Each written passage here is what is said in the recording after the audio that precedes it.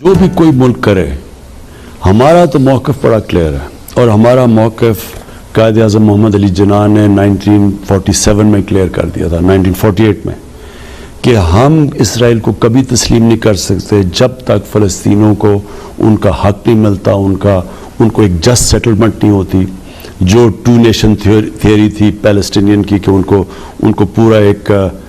ان کی اسٹیٹ ملے جو کہ پیلسٹینین فیصلہ کریں، ٹھیک ہے۔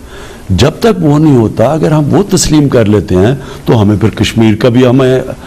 ایگزیکٹلی سچویشن کشمیر کا ہے تو ہمیں وہ بھی گیو اپ کرنا جانا چاہیے۔ تو اس لیے پاکستان نہیں تسلیم کر سکتا اسرائیل کو، اسرائیل کو تو تسلیم نہیں کر سکتا، لیکن اب جو ہم اپنے فورن پالیسی، ہمارے انیشیٹیوز ہیں، وہ کتنے ہم اب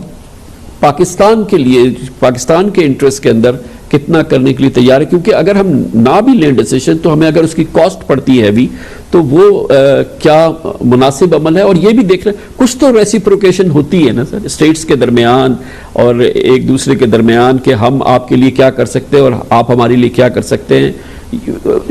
فکسڈ فرینڈز اور فکسڈ اینیمیز تو نہیں ہوتے، لیکن وہ ہماری بھی تو پالیسی ہو سکتی ہے۔ اسرائیل کی آپ بات کر رہے ہیں، اوور آل میں بات کر رہا ہوں۔ دیکھیں کامران، ایک انسان نے فیصلہ کرنا ہوتا ہے کہ میں ہمیشہ سمجھتا ہوں کہ انسان میں اور جانور میں فرق ہوتا ہے۔ جانور جو آتا ہے کھاتا پیتا ہے، بچے پیدا کرتا ہے اور چلا جاتا ہے، انسان اللہ کو جواب دے۔ آپ جب بات کرتے ہیں اسرائیل اور فلسطین کی تو ہمیں سوچنا چاہیے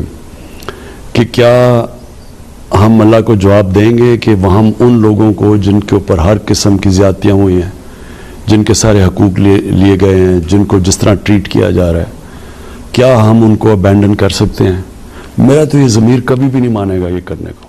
میں تو یہ کبھی بھی ایکسیپٹ نہیں کرتا۔